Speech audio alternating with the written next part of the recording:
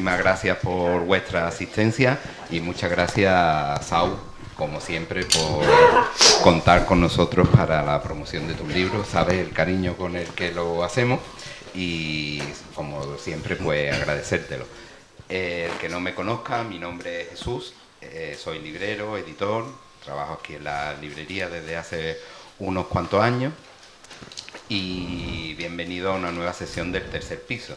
El Tercer Piso, pues, son unos eventos culturales que la librería ha tomado bien en llevar a cabo desde después de la reapertura de la librería. Le dimos muchas formas y muchas vueltas a ver cómo teníamos que cambiar la forma nueva de hacer la librería. Aprovechamos que, bueno, inauguramos y estábamos un poco partiendo desde cero.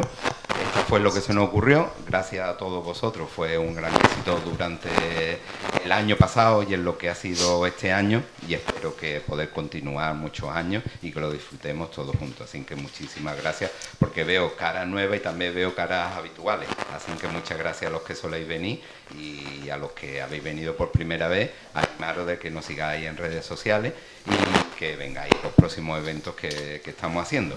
Pues, bueno, la verdad es que es una alegría, porque pensar la de actos culturales que hay en Málaga relacionados con el libro y que tengamos la suerte de que siempre estén todas las sillas ocupadas, no se me cansa la boca de dar siempre las gracias y las seguiré dando. Así que muchas gracias a todos.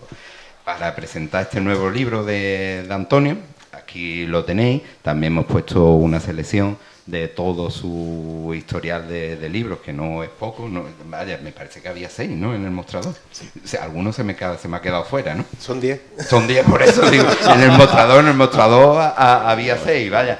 Pero bueno, ahí los tenemos por si alguno queréis recordar o falta alguno en vuestra colección, que sería un pecado si no lo tenéis. Así que ya está. Y Antonio, me gusta recordar cuando empezamos, no sé si fue el primer libro que hicimos, ¿te acuerdas? 2014, 2015. ¿Te acuerdas? Lo que ha cambiado las cosas, lo que ha cambiado, no tu forma de ser, pero a lo mejor sí tu experiencia como escritor. Creo que somos otras personas después de tantos años que empezamos con aquel libro con tanto cariño y que dimos tanta vuelta con él. Así que felicidades por tu nuevo libro y le cedo la palabra a Loma, columnista, creo, en Prensa Ibérica. La Opinión de Málaga, jefe de redacción, me parece. Colaboras también con Canal Sur. Y no sé si tu aspecto que te trae hoy, el de escritor y el de poeta, va por encima de los demás. El de amigo. El de amigo, ¿no? Pues entonces ese es el mejor que te puede traer por aquí. Te cedo la palabra. Gracias. Y espero que estéis un buen rato y que disfrutéis todo de este momento. Muchas gracias. Gracias.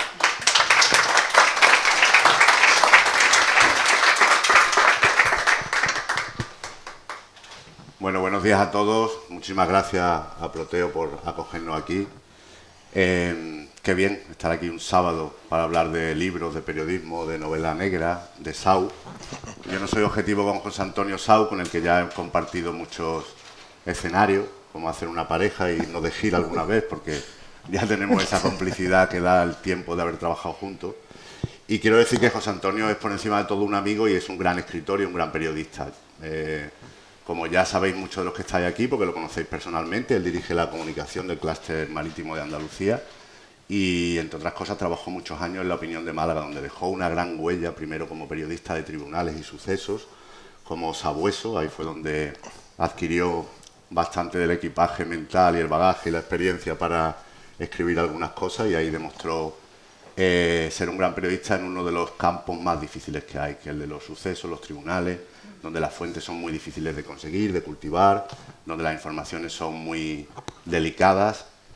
No es como una crónica política, que yo he hecho muchas, por ejemplo, donde puedes especular sin ningún problema y casi nadie te va a desmentir, pero los sucesos y los tribunales son distintos. Después hice información municipal durante unos años también en La Opinión, y ahí también llevo toda esa cantidad de ese caudal informativo que da la ciudad de Málaga, con sus plenos, grupos políticos, urbanismo, desarrollo, etcétera. Y bueno, ya sabéis que ha escrito 10 libros, aún no para de escribir, doy fe. Él aprovecha cualquier momento para escribir. No es un escritor de fin de semana, es un escritor total, que se va a aprovechar el tiempo y que después de estar muchas horas en el periódico, como yo lo veía, escribiendo, es capaz de llegar a casa y ponerse a hilvanar un personaje o a dibujar las características psicológicas de alguien o a enlazar una trama, ¿no? Yo tuve el placer de prologar el cuento de la cara oscura, que fue con el que él debutó en literatura.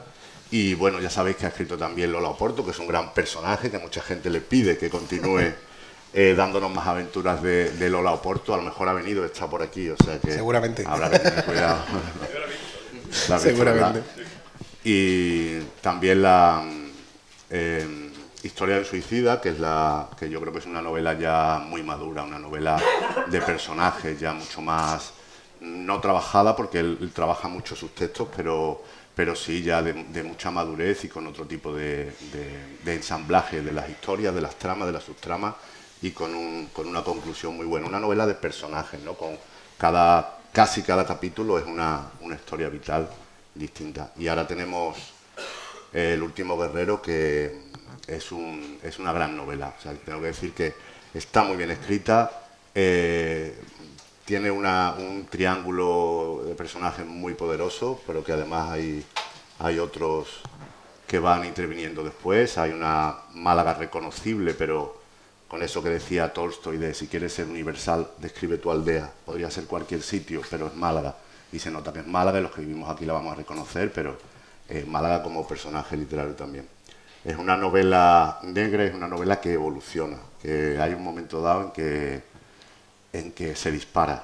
No vaya a ser que el lector esté a gusto y cómodo leyendo una prosa estupenda, no, hay que removerlo, ¿no? Entonces hay un momento en el que las cosas van un poquito, digamos, a peor en el sentido de cómo evolucionan los personajes, que no son precisamente candidatos a la santidad, ninguno de ellos, ¿no? Entonces, bueno, yo creo que podemos entablar un diálogo con él sobre su novela, y no sé si quieres añadir algo, aunque yo ahora te voy a preguntar. Yo soy un friki de las primeras frases de las novelas, me encantan, sé muchas de memoria y creo que dice mucho de lo que nos vamos a encontrar después. A veces remonta y otras veces no remonta nada, ¿no? La primera frase de tu libro es: la infancia nos regala los cimientos sobre los que hemos de construir la nostalgia, ¿no? Qué buen pie, ¿no? Para reflexionar sobre eso. Pues sí. Bueno, antes de entrar en materia, gracias a Proteo siempre por acogerme también. Ya sabes que es mi casa, o por lo menos yo así la siento, y creo que he presentado aquí todos los libros que he escrito, es decir, casi todos. Pues vaya lujo que hemos tenido. O sea que la gracia es a ti, porque yo siempre le digo siempre lo mismo. Escritores y novelas hay una, soy único. Librería y editores hay muchos, así que muy de agradecer que contéis con nosotros. Las gracias son para ti, Antonio. Un placer, un placer. Y gracias a José María de Loma, porque siempre lo estoy metiendo en todos estos fregados, y es verdad que ya le falta alguna compañía que nos pague por hacer un dúo cómico en todos los teatros de España, ¿no? Siempre estamos los dos Portugal compartiendo escenario, ¿no? Y gracias a todos por venir, ¿vale? Un placer veo alguna cara nueva, veo también caras conocidas, amigos a los que quiero mucho, y es un placer estar aquí con todos vosotros. Y en cuanto a lo que decía José María, te revelo de dónde viene esa primera frase. Esa primera frase es un aforismo que yo hice para un libro que salió también, para una plaqué que salió también este año y que me edita mi querido Jesús García Gallego en Jácara Ediciones, en la vi en Ross, y es un aforismo que me gustaba mucho. Yo esta novela, curiosamente, quien me conoce sabe que yo siempre escribo con el título de la novela ya puesto. Yo no puedo empezar un libro si no tengo el título primero, y luego es difícil que lo cambie, incluso aunque el editor quiera que lo cambie, ¿no? Por ejemplo, La historia de un suicida, mucha gente me decía, es que ese título es muy agresivo, tal, pero yo había concebido toda la novela, todo el andamiaje de la novela a partir del título, ¿no?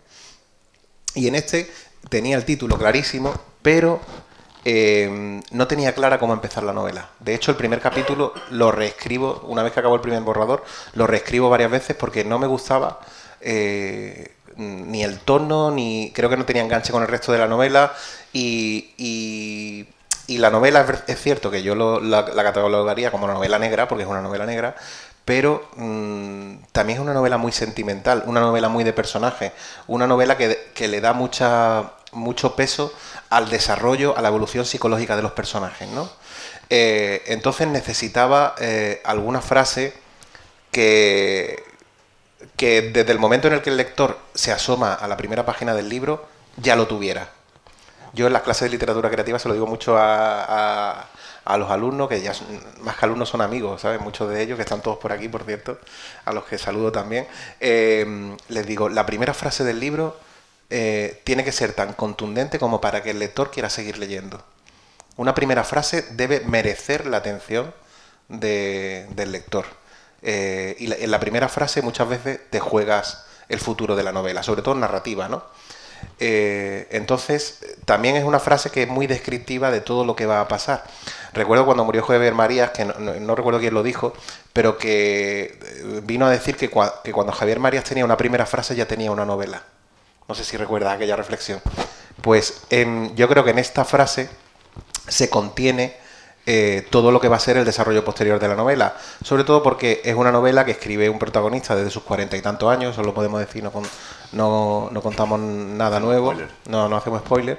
Es un tipo de 40 y tantos años, curiosamente como yo, que escribe en el verano de 2021 sobre los hechos terribles que tuvo que sufrir cuando tenía entre 13 y 18 años, ¿no? Entonces una novela que hace empieza en el presente y se vuelve a la infancia. Él mira a su infancia. Y digamos que mira a su infancia como un intento de hacer las paces consigo mismo.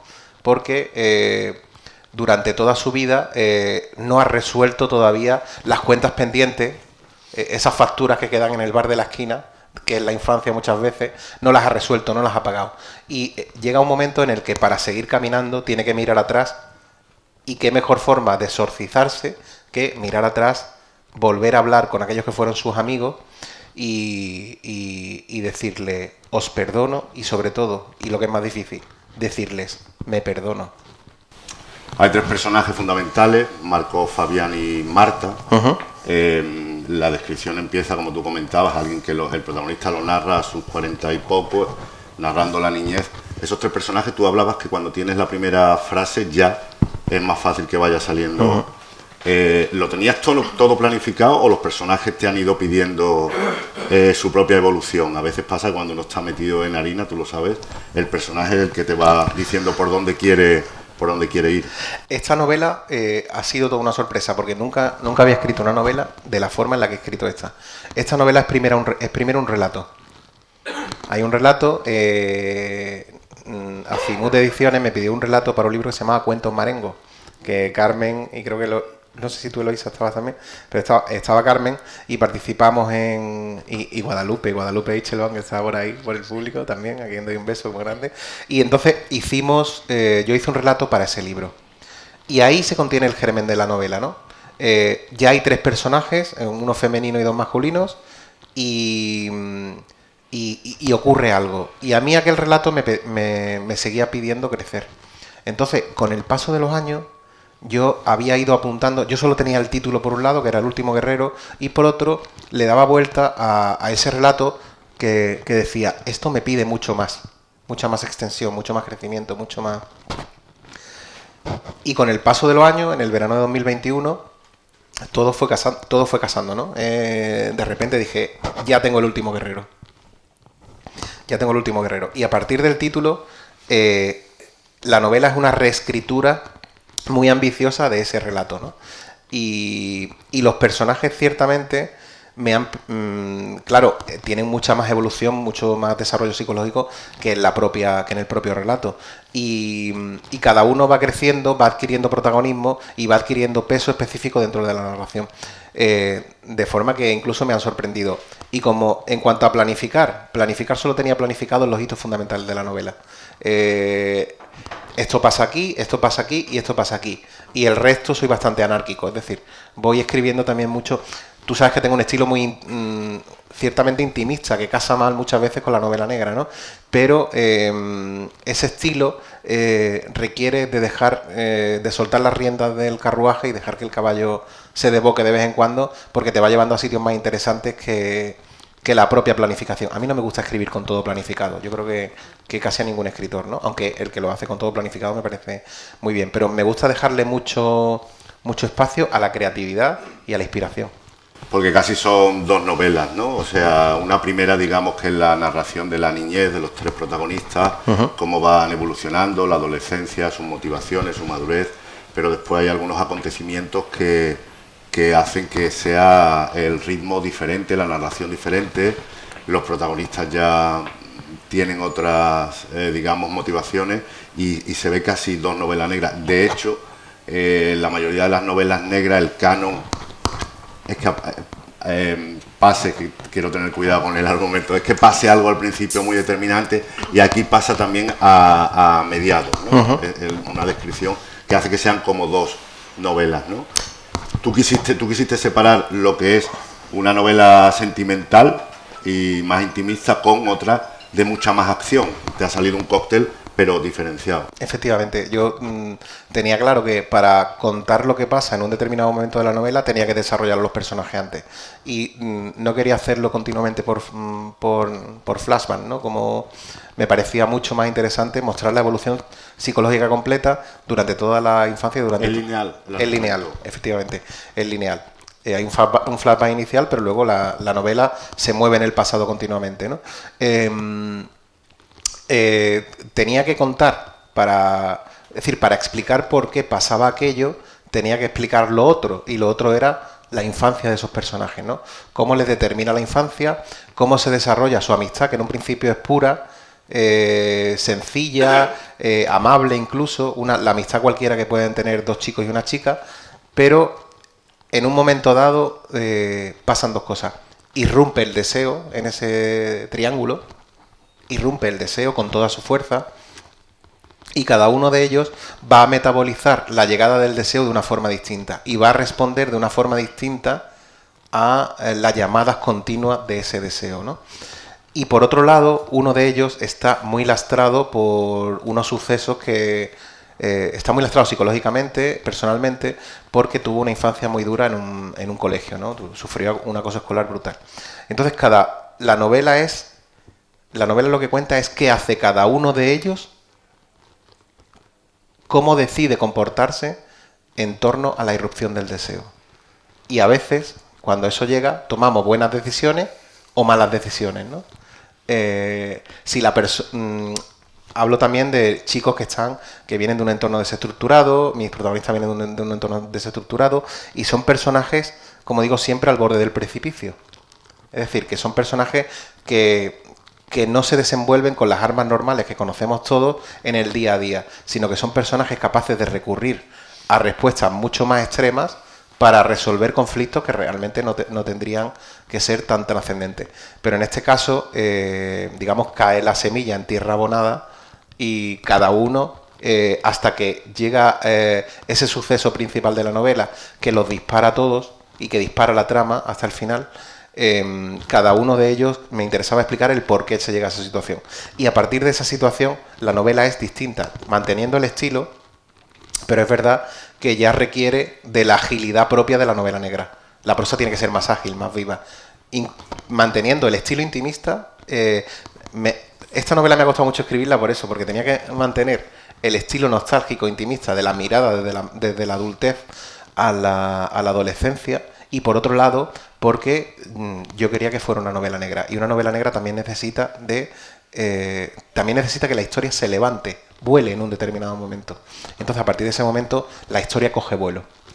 En esta novela te interesa más, yo creo, el amor que en otras, pero si el amor es un leitmotiv literario estupendo, un hombre y una mujer se aman, digamos que es el argumento universal con todas sus variaciones, te ha interesado en forma de trío, lo cual es algo también bastante interesante, ¿no? Participa más gente, digamos, y rompe el deseo. Entonces, ese tratamiento literario del amor que lo hace, del amor, del deseo que a veces es tal y lo llamamos amor y es simplemente deseo adolescente con todas sus consecuencias y su importancia también.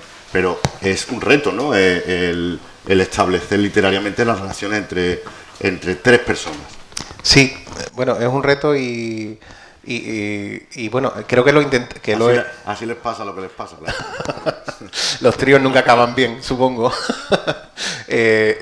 Bueno, es una amistad, ¿no? Tú sabes que yo el amor siempre ha sido uno de los leitmotiv principales de todas mis novelas. Hay una historia de amor en Historia de un suicida, sí. Hay una historia de amor en Lola Porto y le dediqué un libro de relatos al amor y al desamor. Pero esta es como la manera en que más estalla, digamos, y que más consecuencias tiene a lo mejor, sí. Ahora exploro el reverso oscuro del amor, sin duda, ¿no? Y ya digo que cuando cae en terreno abonado para ese amor, ya lo llamaban en la Edad Media, el loco amor, ¿no? Pues en este caso el amor irrumpe como un jarro de agua fría entre los tres, ¿no? Y ese establecimiento de esas relaciones que se establecen entre los tres llega un momento en que no son sanas, son insanas. Yo diría que es el amor más alocado, incluso creo que podríamos quitar el calificativo de amor y llamarlo obsesión, ¿no? Se establece una relación malsana entre los tres y esa relación malsana va a tener consecuencias, ¿no? Eso también pasa en nuestro entorno, o sea, todos conocemos parejas que están absolutamente atormentadas, ¿no? O personas que han tenido historias amorosas muy violentas, muy virulentas, muy desagradables. Bueno, pues en este caso exploro esa vereda más desconocida en mi narrativa, que es el loco amor, ¿no? Como llamaban los grandes autores del medievo a ese sentimiento universal, ¿no? Pero bueno, es otro tipo de acercamiento y el amor, en este caso también, y digo en esta novela, es también un buen motivo para asesinar. Sin duda. Hay muchos asuntos literarios en este libro también. El perdedor siempre es muy atractivo también en literatura, ¿no? Tú te has identificado, creo yo, a ciertos ratos con algunos más que otros, sobre todo con el que narras. Ahora te preguntaré si hay algo de ti, porque hay algunas características. Pero bueno, es muy interesante también cómo retratar a un perdedor que va confesándose a lo largo de la novela y va haciendo un poco de exorcismo con lo que fue su niñez, ¿no? Un poco confesándose y una manera de conjurar esos tiempos. El narrador es el personaje principal es un perdedor, evidentemente, pero también son perdedores el resto de los que salen en la novela, ¿no? De hecho, una novela sobre un ganador no me interesa prácticamente nada, ¿no? Porque a una persona que le va todo bien, es que ahí no hay literatura. Poco literario, sí. O sea, un tipo que tiene la vida resuelta y al que le va todo fabulosamente bien no me invita a la literatura. Siempre lo puedes matar en la página 34. Efectivamente.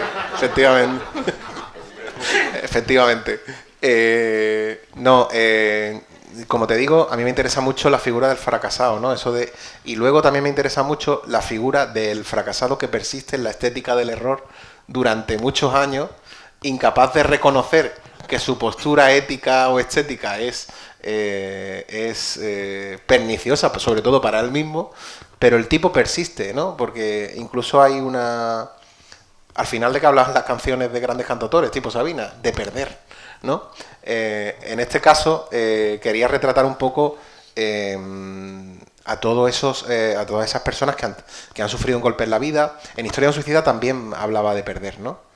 Pero de alguna forma también hablaba de ganar, o de cómo sobreponerse a la derrota, ¿no? Es una novela al final de gente que ha perdido pero que lo sigue intentando. Es decir, en alguna entrevista me han dicho, es que tu argumento, sobre todo en Historia de un suicida, me decía, es que este argumento es muy triste. Y siempre decía lo mismo. Digo, la novela necesita quizá una relectura porque también habló mucho de segundas oportunidades y de levantarse ante la adversidad. Y esta novela es otro canto a eso. También a preguntarse cuándo se fastidió todo, ¿no? Yo creo que todos en algún momento de nuestra vida hemos dicho cuándo esto se... ¿Más para arriba? O más cerca de... ¿Ahora mejor? Todos nos hemos preguntado alguna vez cuándo se fastidió todo, ¿no? Cuándo se fastidió nuestra carrera profesional, o nuestro amor, o nuestra familia. La famosa pregunta que se hacía Vargas Llosa, ¿no? ¿Cuándo se jodió el Perú, Zabalita? Y eso como leitmotiv literario, Saulo dice, creo que en la página 99, ¿cuándo se fue todo a la mierda? Creo que dice textualmente. Y eso también es un gran leitmotiv literario que para lo que tú decías, ¿no? Cuando llega el momento del fracaso, que hay muchos tipos de fracaso, preguntarse por qué, y eso ya sí que es un material literario. Desde luego, cuando se jodió el Perú, o como yo digo, cuando se fue toda la mierda, ¿no? En la novela. Cuando se fue toda la mierda. Claro, porque el protagonista llega a un punto en que dice, llevo 40 años destruyendo, ahora tengo que construir, ¿no? Llega un momento en que decides dejar de ser autodestructivo para él mismo y para los demás. Entonces, en esa reconstrucción de su memoria, de su propia identidad, él llega a preguntarse, ¿cuándo se fue toda la mierda? Y vuelve al momento en el que él cree que se fue toda la mierda, que fue su infancia. Y las decisiones que tomó en relación a un hecho traumático que le pasó en relación a dos amigos, ¿no? Entonces, a partir de ahí se abre una brecha narrativa, una beta narrativa muy interesante, que yo creo que todos los escritores, en el fondo, las novelas se responden con lo mismo, ¿no? Con cuándo se fue toda la mierda y cuándo voy a empezar a construir y voy a dejar de destruir, ¿no? Porque ahí ha habido infancias absolutamente destructivas que luego han germinado. Puede ocurrir lo contrario, pero la gente que es capaz de darse la vuelta, capaz de sobreponerse a los golpes y de seguir viviendo y de seguir teniendo esperanza, eso es lo que me interesa en esta novela.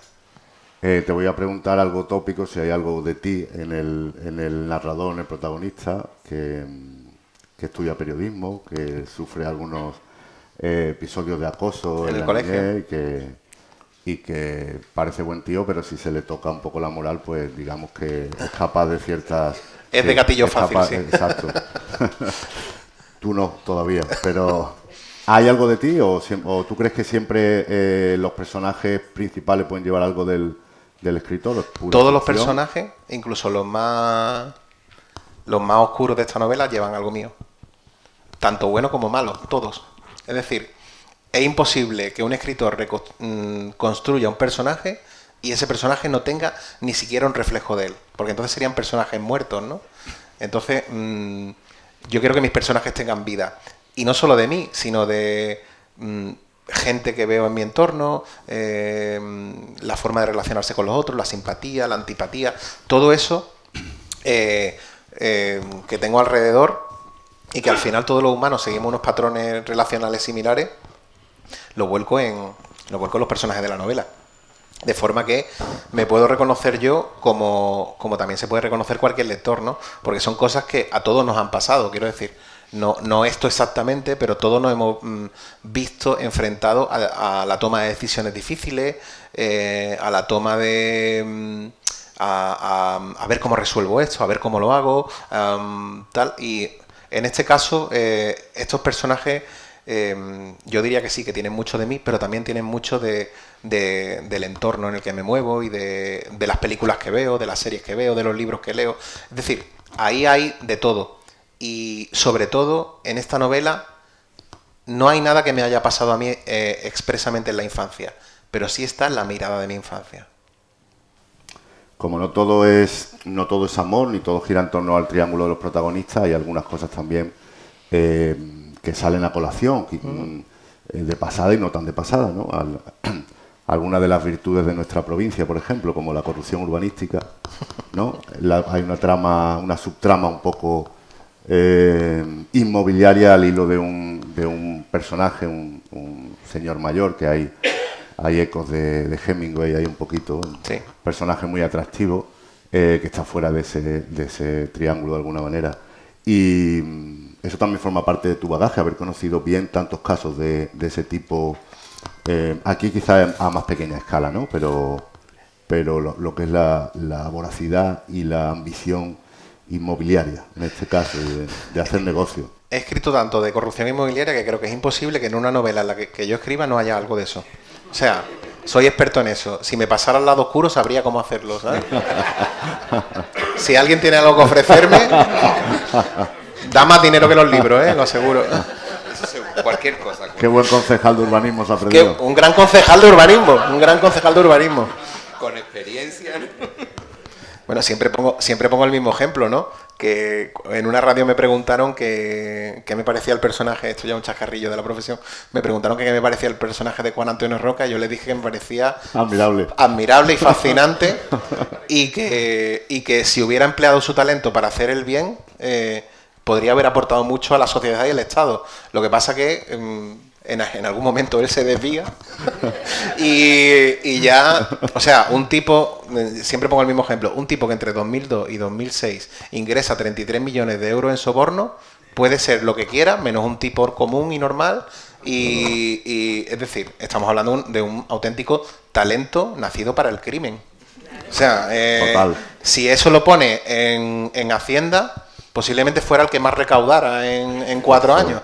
Entonces, en cuanto a la corrupción urbanística, he conocido muchísimos casos, he cubierto muchísimos casos en tribunales, pero aquí la corrupción urbanística en esta novela aparece porque hay una cosa que a mí me preocupa mucho y que yo creo que es patrimonio común de todos los malagueños y de todos los que estamos en ciudades que se están turistificando, que es la pérdida de identidad de las ciudades.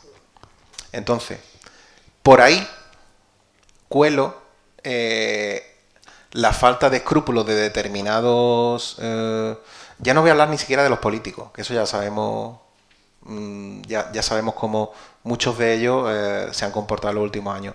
Hablo también de la figura del constructor típico que se ha hecho a sí mismo, a veces pisando a los demás. No todos son así, evidentemente, estoy hablando de un 10% de ellos, ¿no?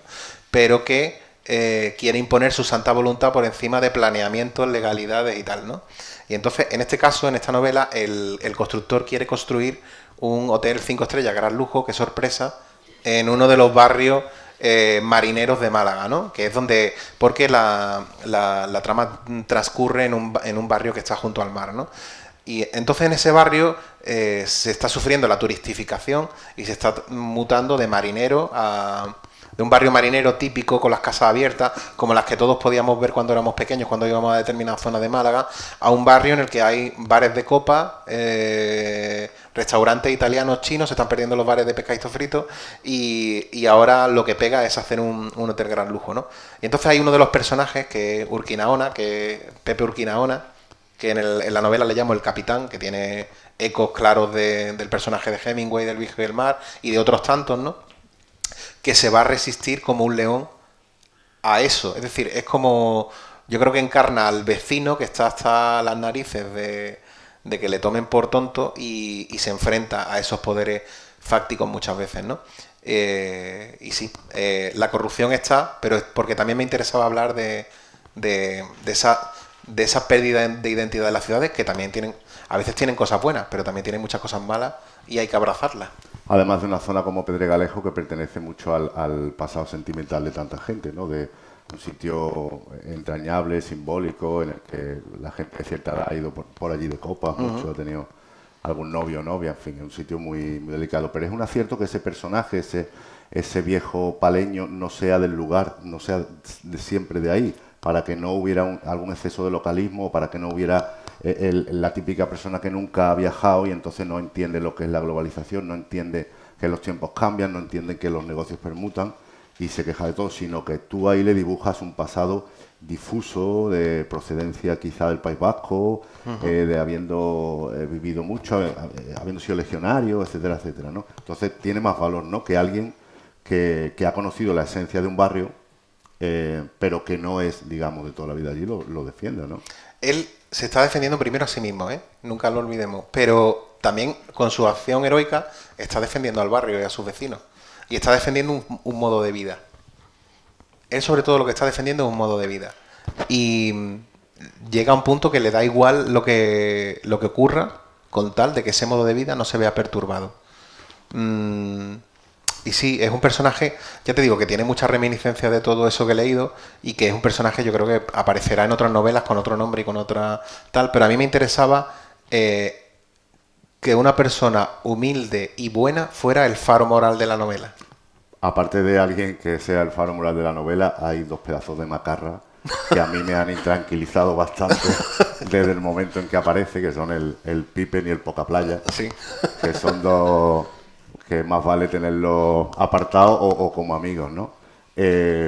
También es la macarridad, por decirlo de alguna manera, también es un asunto. Yo he visto ahí ecos de lo kinky, Sí. del cine kinky, también hubo una literatura kinky, sobre todo la transición, los años siguientes y tal, y ahí esos dos macarras que son también muy, muy literarios, son personajes interesantes, ¿no? Te cuento. Tú dices, a ver, Cuidado con esto. Un poco de intranquilidad cuando van a meterse en determinadas faenas.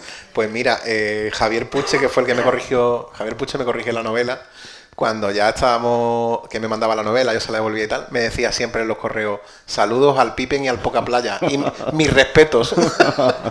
Es decir, son los dos tipos con los que no quisieras encontrarte, dos tipos que por el azar han acabado en un barrio y entonces deciden que en ese barrio se van a ganar la vida. Y como nunca se han ganado la vida con algo honesto, se ponen al servicio de otro macarra mayor, que es ese constructor. Estos dos macarras ayudan al constructor a presionar al viejo capitán. Exacto. Se ponen al servicio del lado oscuro, ¿no?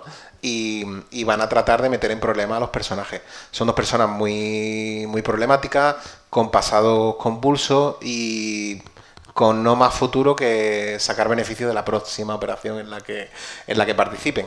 Te están pidiendo una novela para ellos solo, ¿eh? Sí, totalmente. Igual los cruzaré con Lola Porto en algún momento. Y curiosamente, de esos dos personajes, el mote de uno de ellos es por un... Te pongo el ejemplo de lo que hablábamos antes. Es por un tipo de Málaga que yo conocía al que le llamaban el Pipen porque no era muy alto. O sea, lo llamaban el Pipen porque era bajito. Y entonces saco ese mote de ahí y lo recupero y tal. Y lo del Poca Playa, ya sabes, todo el mundo ha tenido el típico amigo con Pierre Cerulia que siempre iba a la playa y se emborrizaba de crema y tal. Y me interesaba que fuera un tipo así con mala pinta, de piel blanquecina... Como decían las madres, no, este tío hoy no ha comido, ¿no? No, lo has conseguido, lo has conseguido. Entonces, y son sobre todo dos tipos muy peligrosos, capaces de hacer lo que sea para contentar al patrón y para llevarse ellos el agua a su molino, ¿no? Entonces, curiosamente, de todos los personajes que he descrito, los que más me interesan y los que más me llaman la atención son ellos dos, ¿no? Y también, ¿por dónde me viene la vena kinky? Pues mira, yo soy un gran lector de Montero Glef, hace tiempo que no lo visito, pero Montero Glef es de los últimos 20 años es el que mejor se ha acercado al fenómeno kinky de la literatura, ¿no? Sed de champán, por ejemplo, Sed de champán, la que eclosionó. Manteca colorada. Y ese lenguaje tan de calle, ese trabajo lingüístico que hace tan de calle, con la jerga que se emplea en los bajos fondos, en el AMPA, me parece maravilloso. Entonces, quizás sea un homenaje también a ese tipo de literatura que es magnífica. Ellos son, por decirlo de alguna manera, más planos. Ellos son malos y ya está. Y ya está. Ahí no hay evolución. Ahí no hay ninguna evolución. Ahí no hay ninguna evolución. Pero es verdad que también necesita ese tipo de personajes, yo lo llamo personajes rodillos, que te permiten apoyar la trama en algún punto para que siga rodando. La evolución psicológica, evidentemente, se da en todos los personajes, pero ellos, hay cierto arrepentimiento en uno de ellos, casi cierta reminiscencia de remordimiento, pero son personajes que eso lo contemplan como una debilidad y entonces no lo incorporan a sus vidas nunca. ¿La infancia te va a seguir interesando como...? Me interesa muchísimo y sobre todo porque esta novela el otro día lo hablábamos por teléfono, esta novela también es un homenaje a los años 90, ¿no? Es Málaga años 90. Que no son mejores ni peores, fue mi infancia. Mi infancia fue Málaga años 90, ¿no? Entonces me quería acercar un poco a esa Málaga desde otra perspectiva, ¿no? Y qué mejor que hacerlo en el barrio, renombro el barrio de Pedregalejo, lo que le llamo en la novela el barrio de la Colonia, pero en la zona de Pedregalejo el Palo lo renombro y me acerco un poco a esa Málaga que prácticamente no tiene nada que ver con la de hoy, ¿no? Pero también hay mucho de mi memoria sentimental. Es decir, yo digo que cada novela, lo que hace que un lector vaya a comprarse tu libro es la mirada. Y esta mirada es Málaga años 90. Málaga como asunto literario, lo apuntábamos antes, como personaje de fondo, casi siempre en tu novela está, ¿no?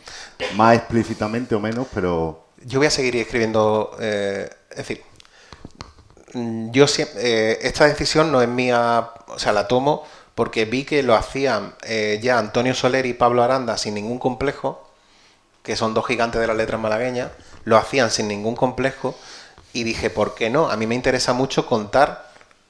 Pero en mi caso yo no cuento, o lo intento, yo no cuento desde Málaga para Málaga.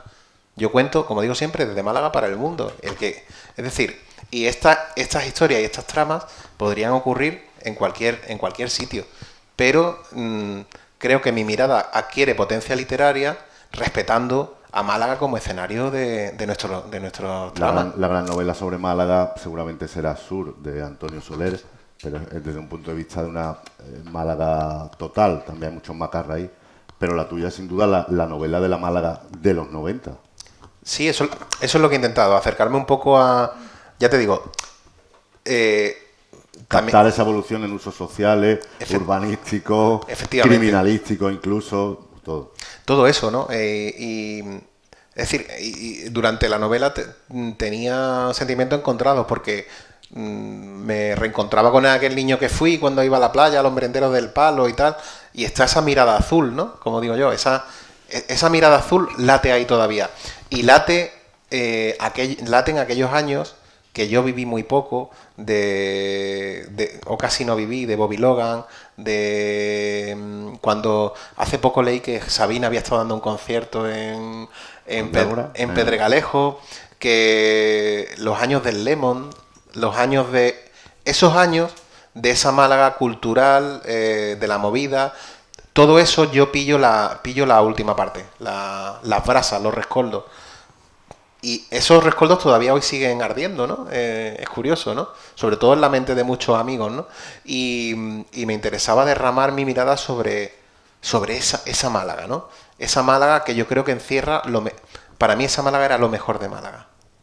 Esa movida cultural, eso encierra Málaga, eso es Málaga para mí.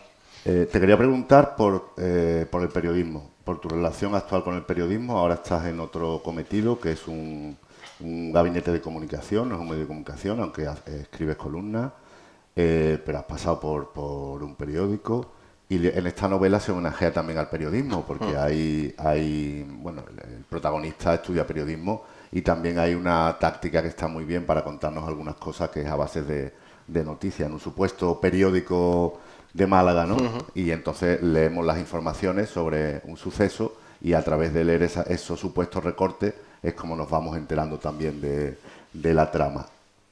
No es la novela de un periodista, que a veces eso se dice peyorativamente, es la novela de un periodista. Pero hay periodismo, hay retazos de estilo periodístico y, bueno, ese gusanillo que no se puede matar, ¿no? Yo te diría que el periodismo siempre ha vivido en mí y que algún día volveré a escribir en un medio de comunicación. Lo que pasa es que me apetecía... Sí existen. Lo que pasa es que me apetecía vivir esta etapa, pero ahora, como ya estoy fuera, lo miro un poco como con nostalgia incluso, ¿no? Como dulcificándolo, ¿no? Pese a que el día a día en un periódico sabemos que es difícil por la propia actividad profesional, pero también es apasionante, ¿no? El otro día una chiquilla de la facultad me llamó para entrevistarme, me las manda Agustín Rivera, que es maravilloso profesor de periodismo. Reciente premio Chávez Nogales. Premio Chávez Nogales, enhorabuena. Enhorabuena. Agustín. Y ella me preguntaba, bueno, pero merece la pena y tal. Entonces yo le hablé de lo malo, o sea, yo le dije, mira, es una profesión mal pagada, difícil, tal, pero también es una profesión apasionante. De forma que tú, cuando tengas 30 años, vas a haber vivido mucho más que el resto de tu círculo cercano. Y en cierta manera es una vocación tan extrema que yo creo que te separa un poco de la manada, ¿no? Sobre todo de determinadas áreas del periodismo, ¿eh? Sí. No todas. Algunas áreas del periodismo, y yo hablo del periodismo de tribunales, te separa claramente de la manada. Y te da una mirada... Es imposible estar 11 años haciendo tribunales y que tú vuelvas a mirar igual lo que te rodea. Hay una mirada más amarga quizá, pero también una mirada más reposada, más... Entonces, el periodismo tiene mucho de pasión y tiene mucho de... la profesión te envuelve los primeros años. Y luego es verdad que uno envejece mal en periodismo, ¿no? Eso lo dice mucho un amigo mío que también es periodista, de un gabinete de prensa, y dice, el problema de esta profesión es cómo se envejece. Tenemos 20 años, o sea, fíjate. Así que sí, yo hago un homenaje al periodismo. Yo creo que todas mis novelas, incluida Estudiar un suicida, también es un homenaje a ese periodismo que yo practiqué y que desgraciadamente se está perdiendo, aunque todavía late, ¿eh? En algunos... Sí, los periodistas de suceso y de tribunales, como acumuláis tantas cosas, decíamos al principio, muchas veces está la tentación de contar, pasarse a la literatura. O sea, el periodismo trabaja con hechos, los hechos son sagrados, y trabaja con hechos. Pero la literatura es ficción, pero es muy interesante tener una serie de hechos y ahora plasmarlo en una ficción para que acaben como tú quieres. Hay un crimen que no ha acabado como a ti te gustaría y lo novelas, ¿no? Eso también es fascinante. Totalmente, totalmente. Es que, ya te digo, muchas veces me preguntan, ¿pero tú para la novela negra te documentas? Y digo, ¿para qué? Sí, ¿eh?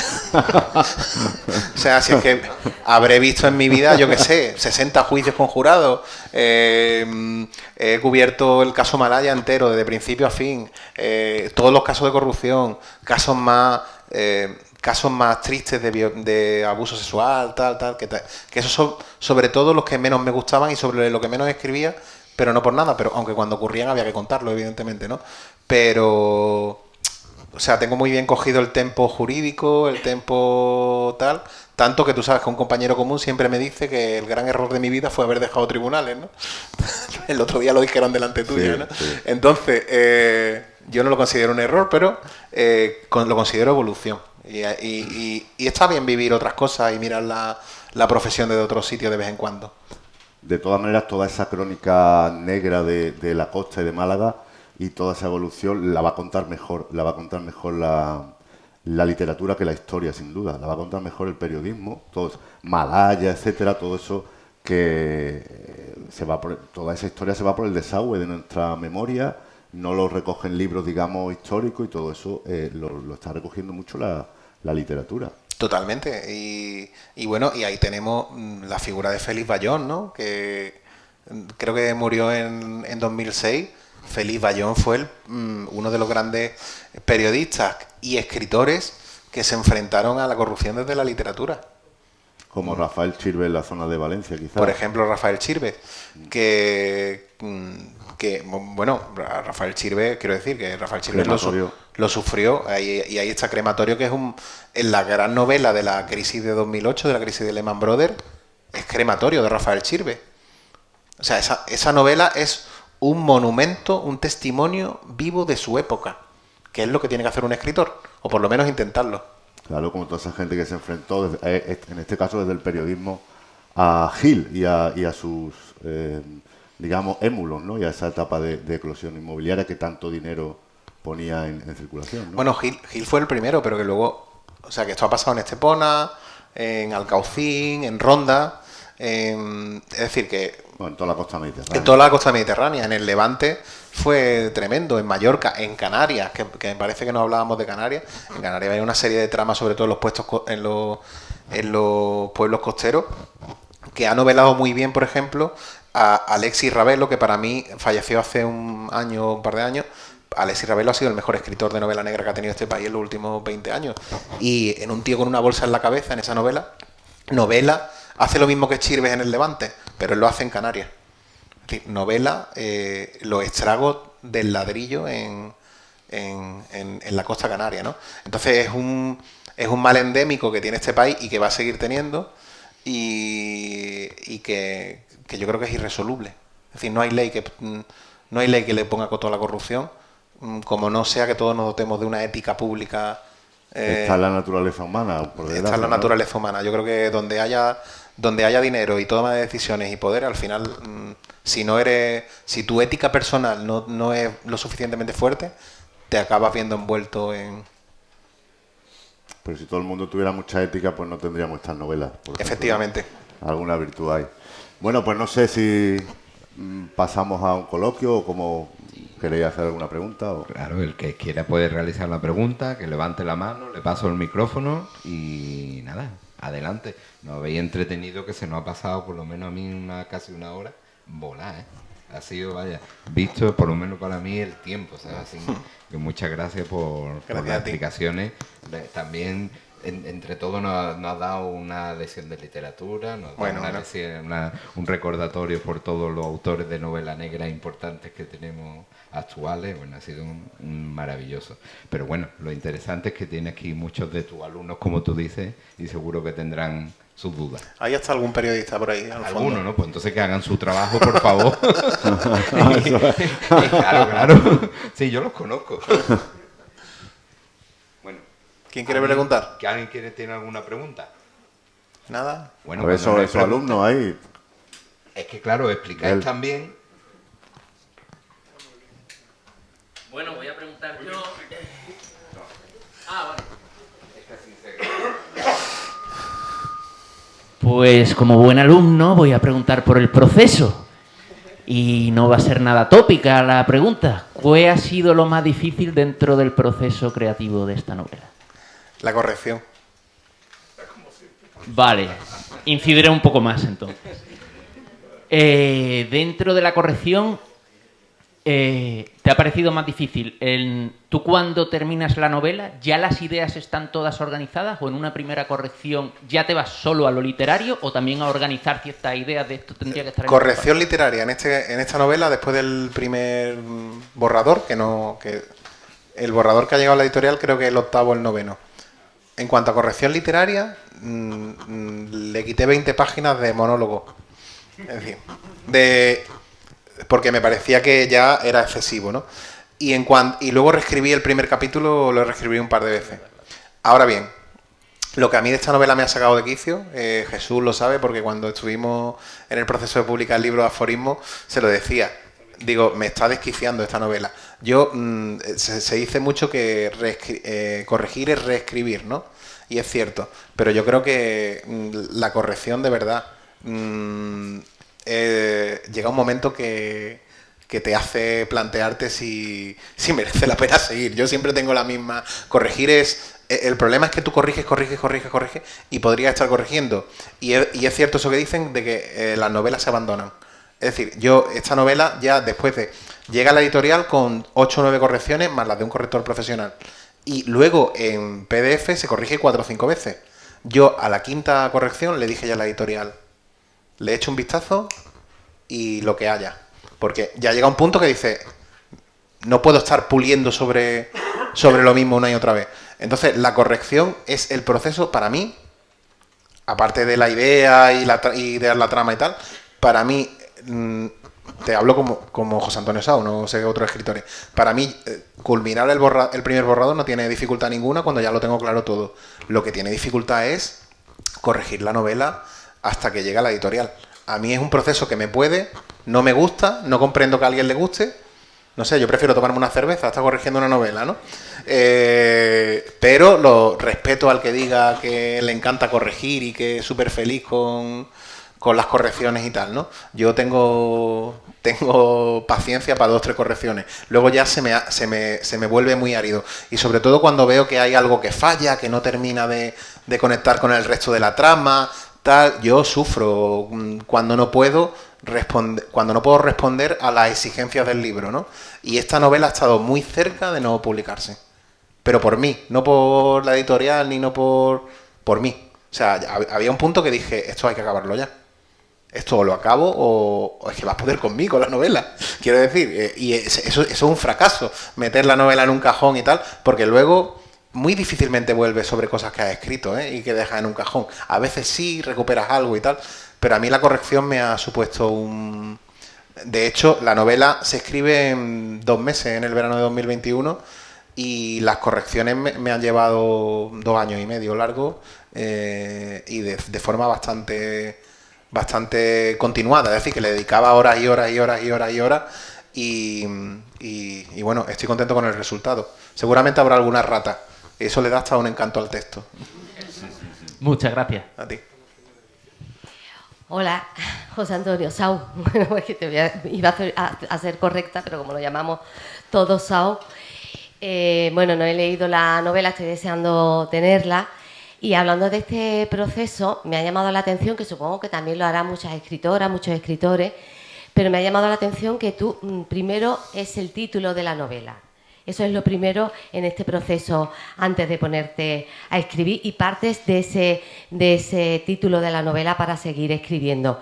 Me llama la atención porque en un proceso tan largo como es escribir una novela, ¿no? En el que, como tú bien has dicho, también has reescrito muchas veces, has vuelto a reescribirlo, lo has borrado, has añadido, quitado características y, bueno, lo que tú hayas sentido en ese momento que deberías quitar o añadir a los diferentes personajes. En ese proceso, jamás, tú has dicho que nunca has cambiado el título. ¿Nunca has tenido la tentación de realmente cambiar el título porque la novela, los personajes, ese proceso te lo haya pedido? No, es que tenía súper claro el título, El último guerrero. Además, El último guerrero, los que hayáis crecido en los 90 lo sabréis, los que no, seguramente no. El último guerrero es un personaje de Pressing Catch, de los que salían en Telecinco a principios de los 90. Y tenía muy claro que el título era ese. Y en Historia de un suicida tenía súper claro que el título era ese. La chica de los hot manga tenía súper claro que el título era ese. Igual que con el libro de aforismos, Jesús, no tuvimos duda del tema de Chet Baker. Es decir, que yo no puedo, yo construyo a partir del título, ni siquiera a partir de una idea. Y de hecho ahora estoy en un momento de crisis creativa porque tengo 2 ideas para novela, pero no las puedo empezar a escribir porque no tengo título para ninguna de ellas. Es decir, llevo años con esas 2 ideas ahí, creo que a los más cercanos lo he comentado alguna vez, y como no las he titulado, no puedo empezar a escribir. Y ahí van a estar hasta que diga ahora. Y ahora, yo siempre, ese ahora es el título, el nombre del título. No puedo empezar. Luego se puede cambiar o se puede discutir o se puede tal. Pero a mí, claro, es que cada uno es el proceso creativo. Otros empiezan a escribir a partir del final. Yo si no tengo el final de la novela no escribo, tal. Pues me parece también muy bien, muy lícito. Pero yo como no tenga el título claro desde el principio, ni siquiera soy capaz de empezar. Gracias. A ti. ¿Vale? Iba a preguntar lo mismo. Bueno, te la han quitado, ¿qué vamos a hacer? Bueno. Sí, José Antonio, yo te quería preguntar por esos 2 meses en concreto, un poco más making of, ¿vale? Esos 2 meses, como dices, fueron intensos, estuviste, día y noche, o sea, de 10 a 8 de la tarde. Dime cómo fue, o si para ti era importante descansar algún día. No, yo la novela, te voy a decir, la arranco poco antes de irme de vacaciones en julio de 2021. Los últimos días, empiezo a escribir, y le dedico 2-3 horas. Y luego me fui un mes y pico de vacaciones. Y en ese mes, la jornada fue increciendo hasta que los días antes de incorporarme al trabajo estaba escribiendo hasta 10 horas diarias. Es decir, pero esto te habrá pasado, Agustín, cuando ya lo tienes, es como, tengo que acabarlo, porque como vuelva al trabajo y me meta en la vida normal y no sé qué y no sé cuánto, tal, al final no la termina. Entonces, cuando ya estás en pleno proceso, ya lo tienes todo claro y sabes los capítulos y tal, hay que acabarlo. Entonces, fue increciendo de forma que de 2-3 horas diarias pasé a 4 o 5, tal, de repente 6, tal, y ya el último día estaba escribiendo 10 horas. No hay novela sin obsesión. No hay novela sin obsesión. Para mí es imposible. Yo no puedo escribir una novela. Yo hablo de José Antonio Saúl, que cada uno tiene su. Yo no puedo estar 3 años escribiendo la trama de una novela. No puedo. O sea, yo tengo que, una vez que ya la empiezo y lo tengo claro, la tengo que acabar. Y con Lola Porta me pasó lo mismo. La escribí trabajando y recuerdo que el último tirón fue una noche entera sin dormir. Quiero decir que escribí 3-4 capítulos del tirón esa noche y tal, porque cuando ya veo el puerto de llegada, lo que quiero es llegar y tener el primer borrador. Y luego lo meto en un cajón varios meses, ¿no? Pero yo, cuando empiezo un libro, lo puedo empezar más titubeante y tal, pero cuando veo que el libro, como decía Fernando Aramburu, cuando pasa las 50 páginas y ves que la historia respira, ya eso, desde mi punto de vista, ahí ya tiene que mandar el frenesí creativo, no puedes pararlo, ¿no? Entonces, por eso para mí es un proceso tan duro escribir una novela. En cuanto a relato, es otra forma distinta. O sea, un relato tú lo puedes acabar en 3 tardes. Luego lo puedes corregir 1000 veces y tal. Pero una novela requiere, yo diría que requiere tu tiempo y tu alma.